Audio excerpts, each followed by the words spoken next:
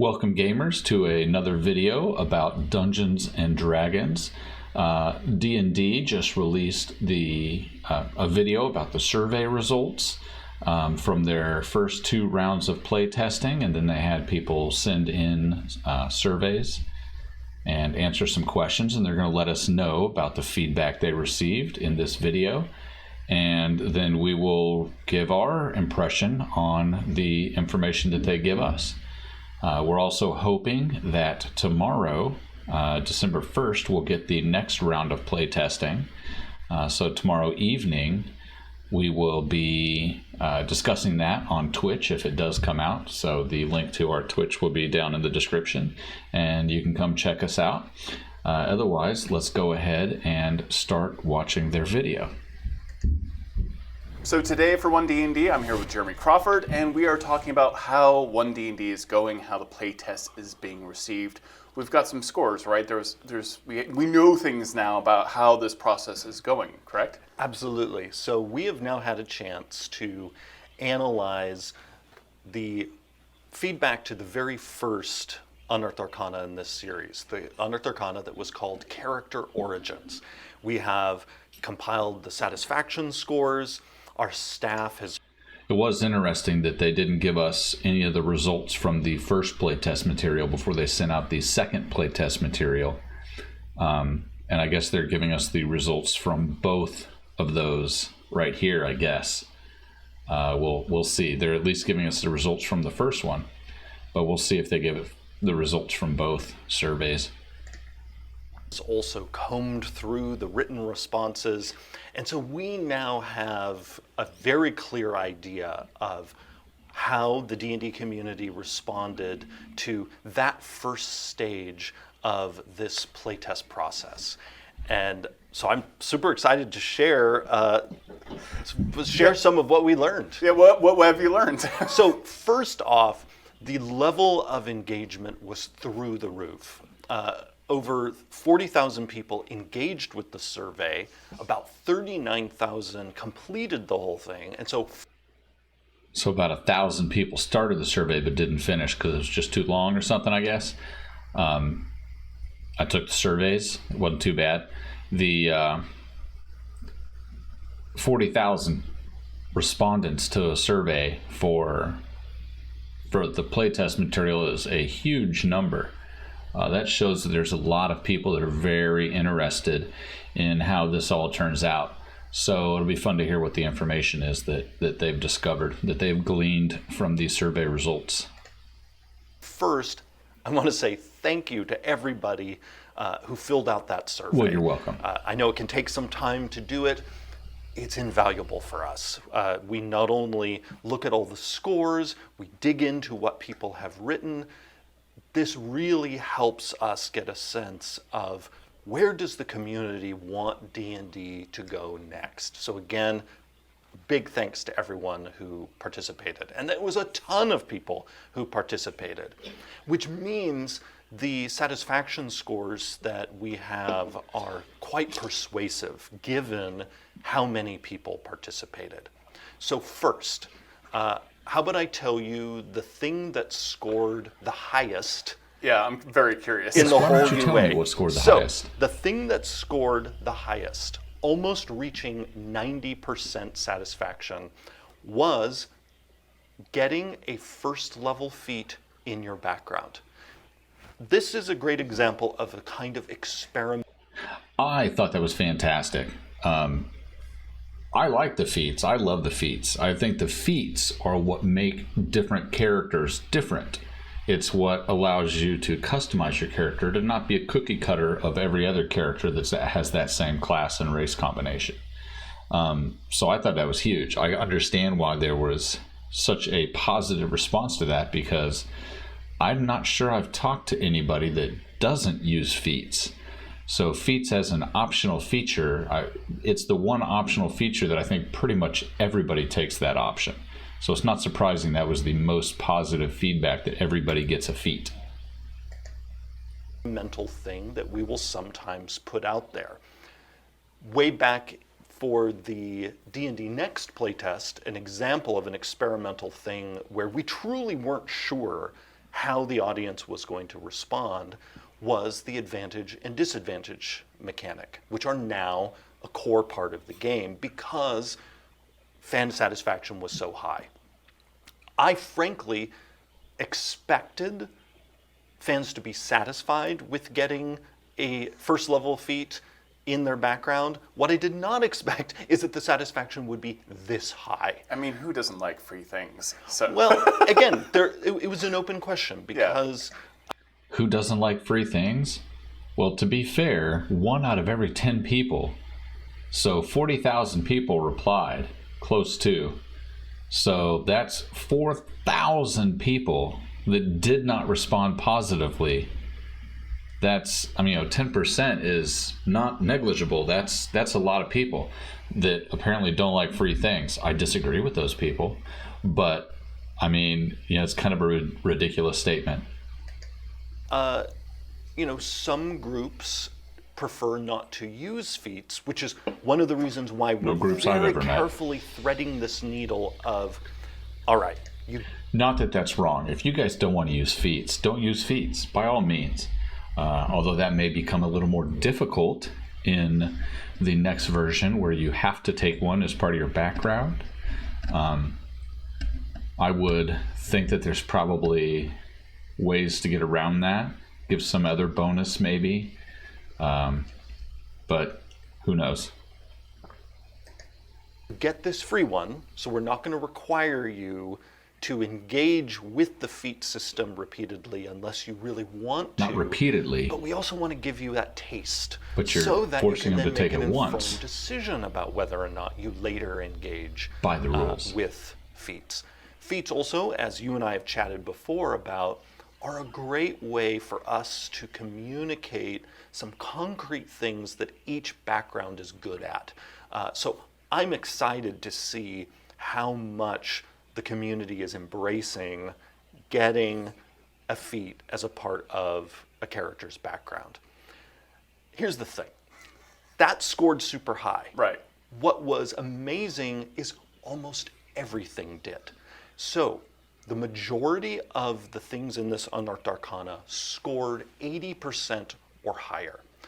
So before I go any further about the scores of specific things, I think it's important to talk about what do there were a few things that I didn't particularly like, or that I thought should work differently in my infinite wisdom. But everything scoring that high, I suppose they probably got a certain amount of feedback from people with changes that they wanted included in this playtest for years before they started making it. Most of the people that are designing the game also play the game, so they know what they like and what they'd like changed. They go to cons and stuff and see people playing, and I'm sure they get a ton of feedback. So I'm sure they had some ideas on what they wanted changed anyway. But it's interesting that everything had positive feedback. The numbers themselves mean. Yeah, you and I have talked about this at length. So usually 70% or higher, right? Yep, 70% or higher is what we're looking for. When something scores in the 70s, we see that as the community giving a thumbs up, but that also means there's still some tinkering for us to do. Sometimes very minor tinkering or moderate tinkering. But the core message is the community is saying, yes, more of this.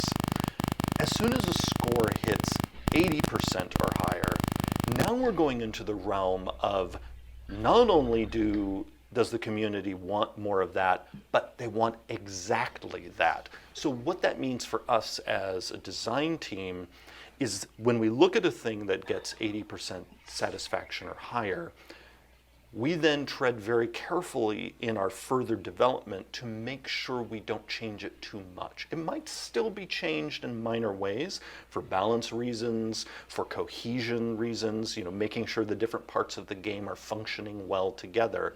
But as soon as you're into that 80% area, or even more especially if you make it into the 90s, That is basically the community saying, yes, this.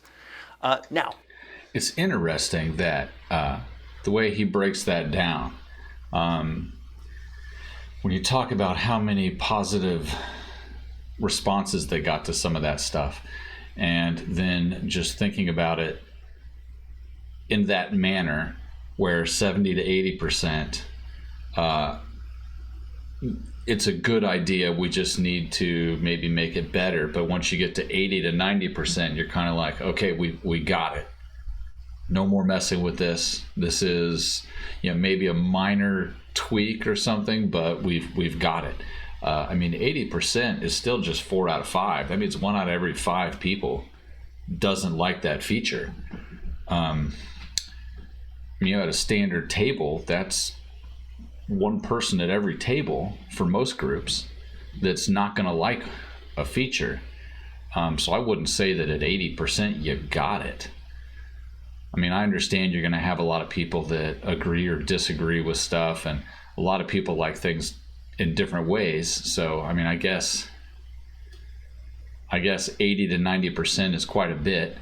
It seems weird to me, because I'm like thinking of my table, and I've got 5 players sitting at my table, and if one of them was unhappy with a feature,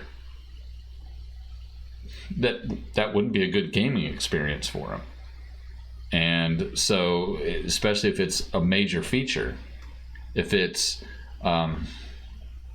say, like the advantage disadvantage that he talked about earlier from the previous playtest, if somebody really disliked that and it's such a core part of the mechanics for 5th edition, that person wouldn't still be playing 5th edition. That's a person you're going to lose.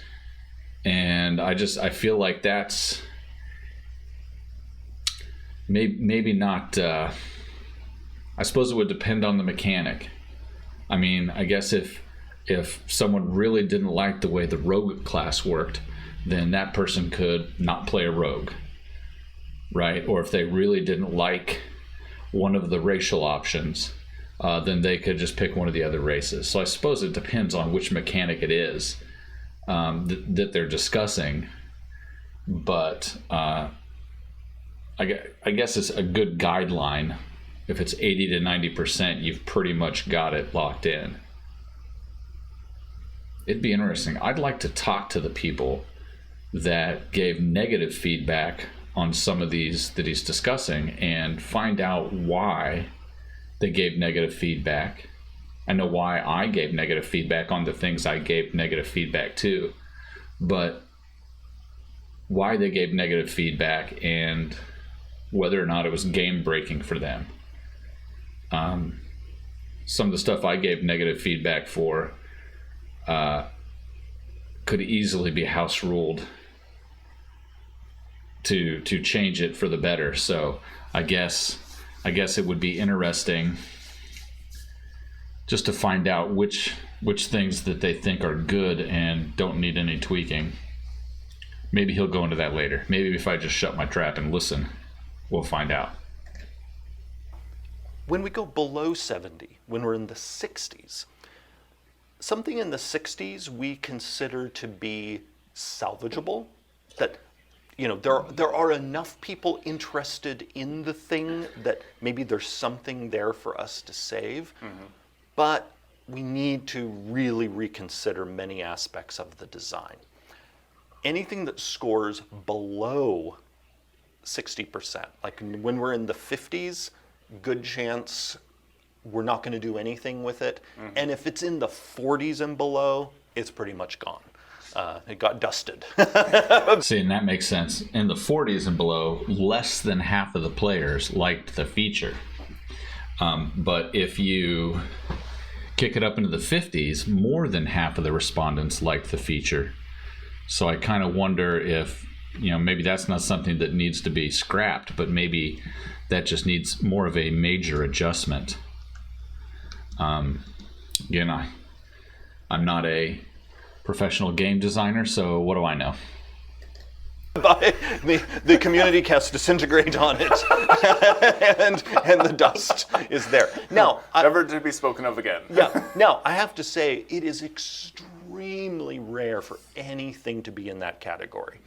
Most things that we send out in Unearthed Arcana end up in the sort of 60, 70, and 80 range. It's really rare for something to hit into the 50s, and even rarer for something to be lower than that. Like I said, they've talked to players but again, for years. What was remarkable, They've got some ideas of what people like and don't. For this UA is how many things were 80% or higher. And again, the first level feat was at 87%. So again, inching toward 90% satisfaction, which is a ringing endorsement for that piece of design. Would you like to hear about some other scores? I would love to. Yes, I'm curious what's low. Almost What like was low? So yeah, that's a we're great listening to the question, and easy to address because so little was low. So first off, nothing was in the 50s or below. We had, among the various main options, there were only 3 things that dipped into the 60s. Mm-hmm. So one of those was the D20 test rule that was in the rules glossary. Was not a surprise to us. Yeah. You and I talked when we introduced that, highly experimental. Yeah. I didn't actually expect what we were doing there with the a 1 for all D20 tests being a failure, a 20 for all D20 tests being a success, the way critical hits were working. You and I talked about it. Yeah. Highly experimental, which often in our conversations in these videos, when I say that, that means I won't be surprised if it doesn't make it. But the thing is we often like to do what's called A/B testing. We like to present 2 very different versions of something and then compare the community's response to them. Which is why in the very next Unearthed Arcana, before we'd even delved into the feedback for the first one, we presented a different version of the D20 test rule. And I am expecting, once the survey closes for the expert classes UA, that we'll see a very different score for the D20. Okay, so this is just for the first playtest, because it sounds like this video was made before they had the results completed, even though, as I'm recording this video, on the day that the video we're watching comes out, the survey was already closed. So they must have recorded this, like a week ago. But it means that this won't have anything to do with any of the expert classes. So we're just talking about the first playtest material that came out. 20 test. So again, the D20 test rule being in the 60s, not a surprise. Well, was there anything that was a surprise? No. Other than, okay, there is one surprise here everything. So only again, 3 things that were in the 60s. The surprise is about the next 2, about their relative relationships to each other in the 60s. So the other 2 things that were in the 60% range were the Ardling and the Dragonborn. And the big surprise here is the Dragonborn scored lower than the Ardling. Oh. So I could understand the Ardling taking a hit. It's new. I mean, unless somebody actually made an Ardling and played the Ardling, then we're just not really sure about it. So I could see a lot of mediocre, not super positive, but not super negative reactions to it. I mean, flavor-wise, it's a unique race, but at the same time, it's like, it's a humanoid body with an animal head. You mean like a minotaur or an aarakocra or a lizard man or a turtle we've already got a lot of races that have animal heads, animal features. So I feel like maybe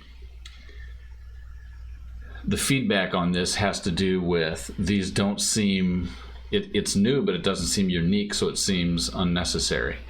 I liked it.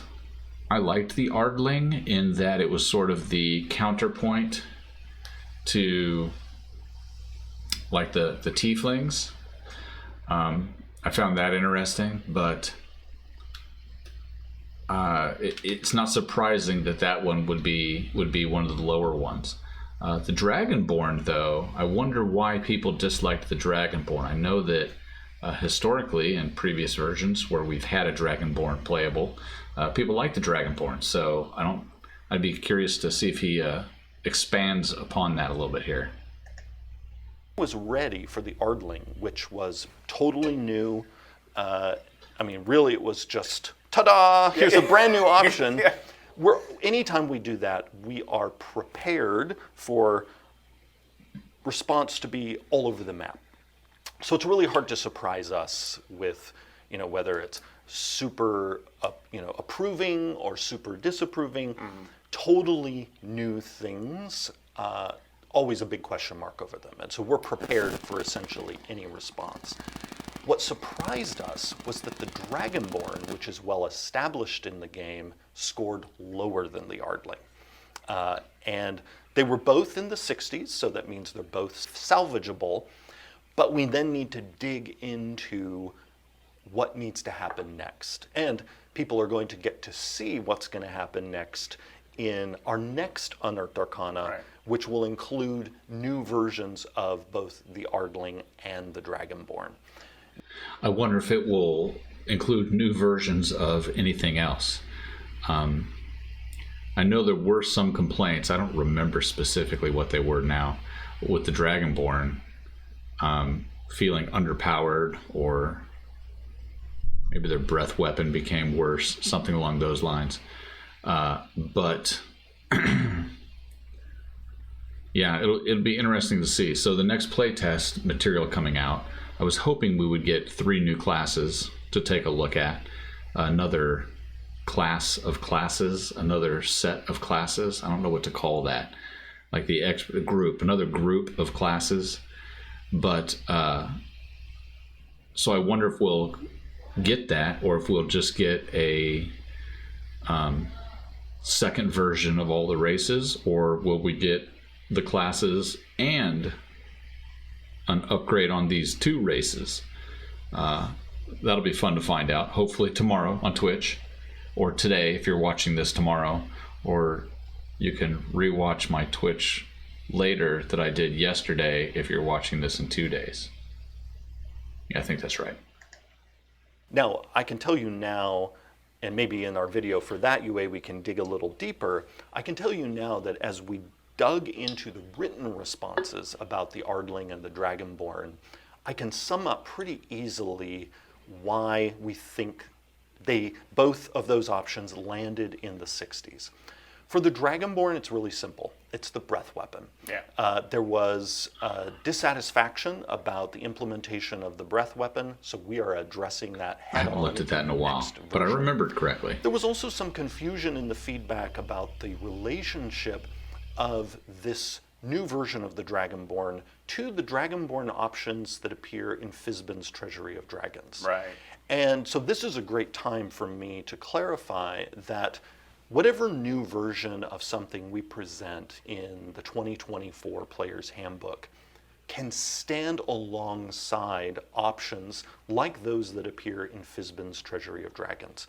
You can really think of the Player's Handbook Dragonborn as sort of being the universal Dragonborn, whereas the Dragonborn options in Fizban's are very intentionally more targeted, specifically a metallic Dragonborn, a chromatic Dragonborn, a gem Dragonborn. Those options can be played alongside the more universal Dragonborn that would appear in a core book. Right.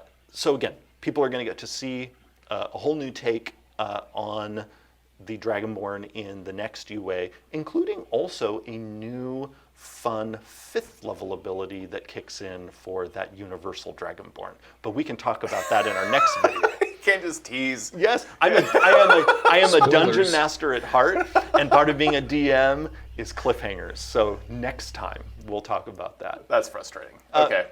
So the Ardling, here also, once we dug into the written feedback, it was pretty clear what was going on, and I really loved the feedback we got. And that was that the Ardling was trying to do a few too many things. It was sort of both being a sort of a cousin to the Aasimar, which, by the way, we saw some questions of, is the Ardling replacing the Aasimar? Right. Definitely not. The Aasimar is still in the game. The Aasimar is in Monsters of the Multiverse.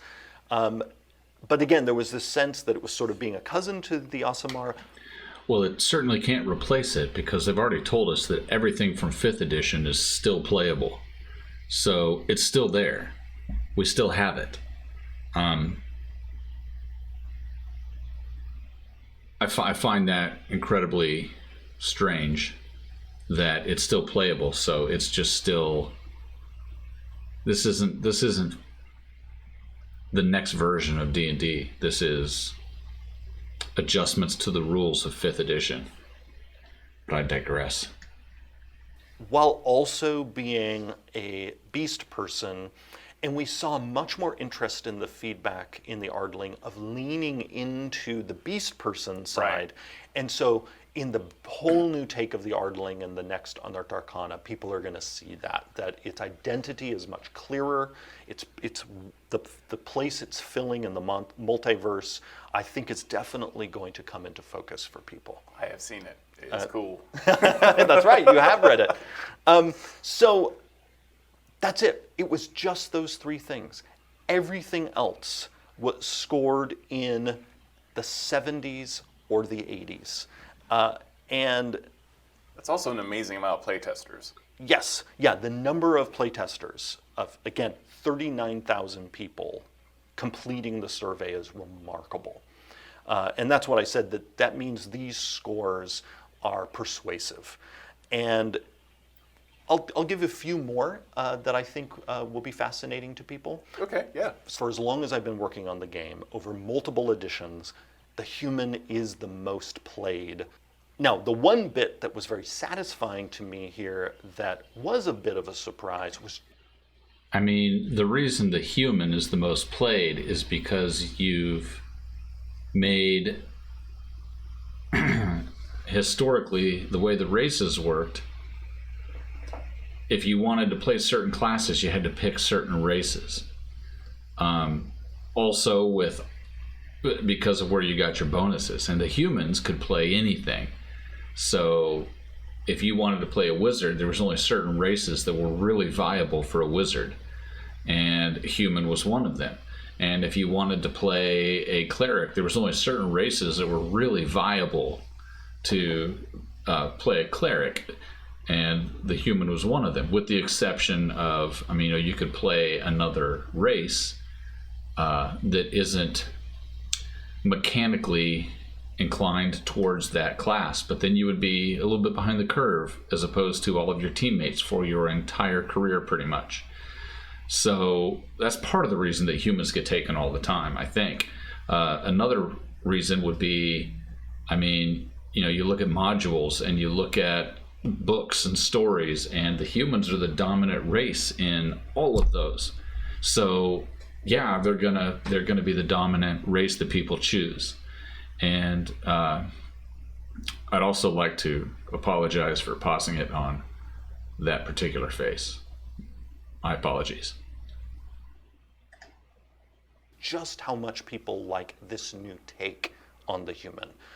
And so, yeah, the new human scored 83%. Wow. Followed by 4 options that basically were virtually tied.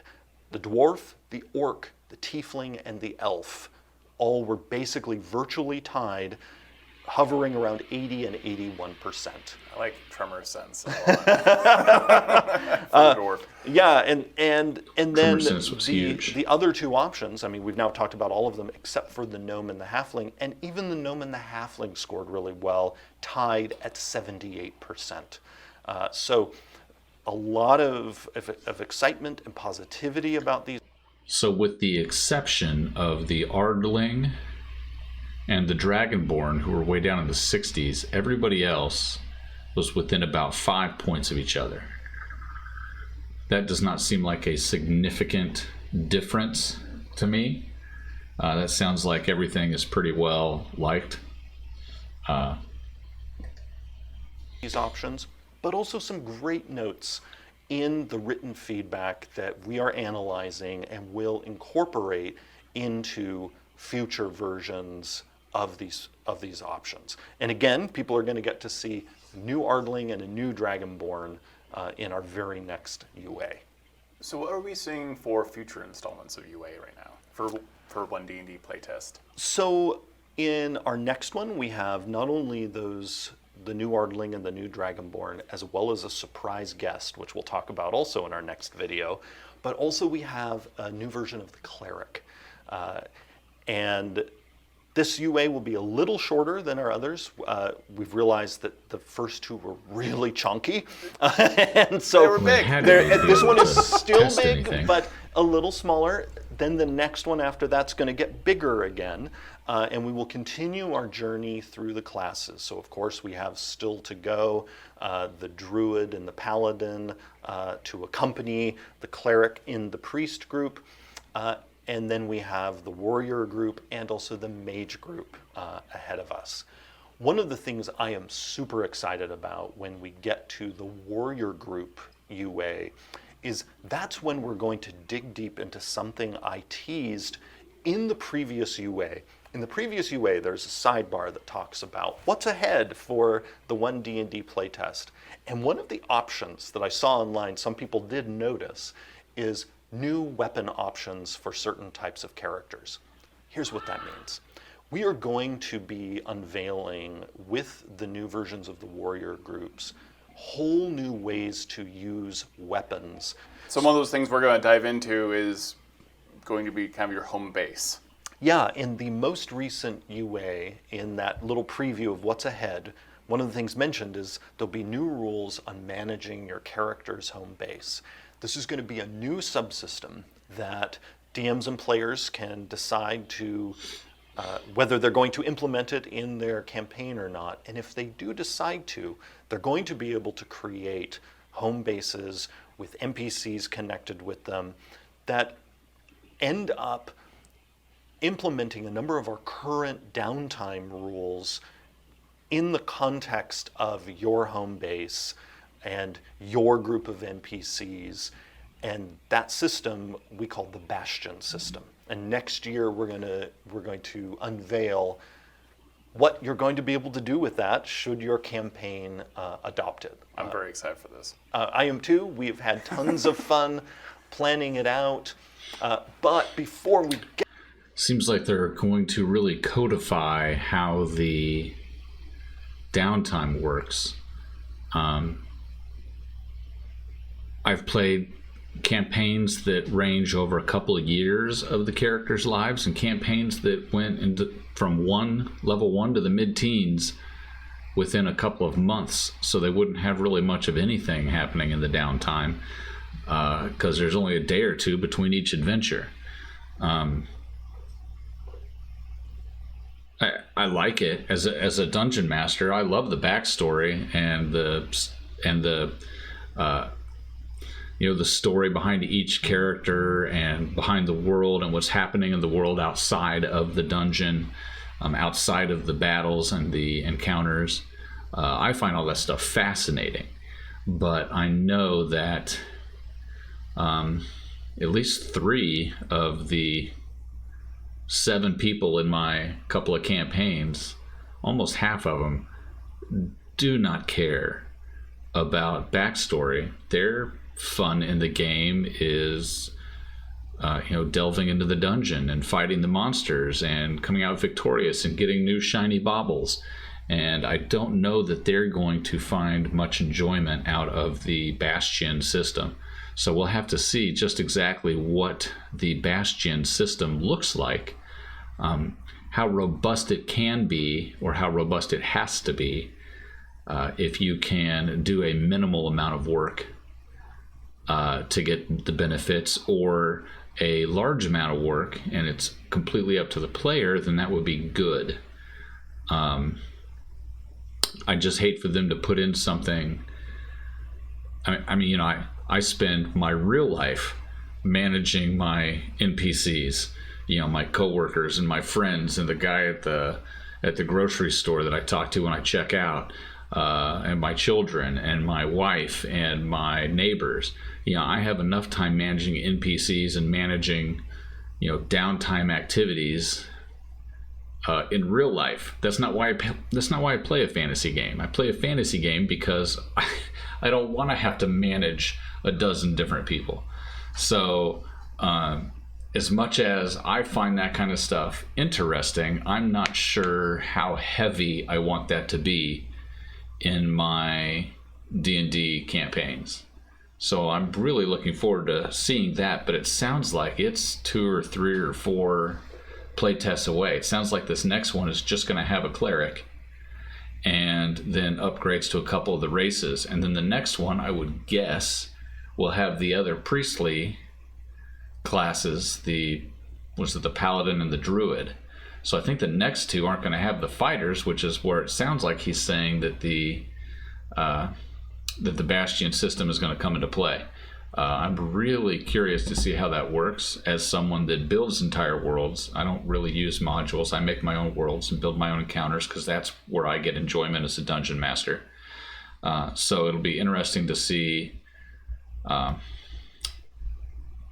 crunchy that system is and how heavy-handed it is and how much work you have to actually put into it. Okay, so that became a very long video. So we've broken it into 2 parts. This will be the end of part 1, and part 2 will be coming shortly. Should be a link right over here, and then you can check out the second half of our reaction video. Remember to check us out on Twitch tomorrow evening as we take a look at the next playtest material document.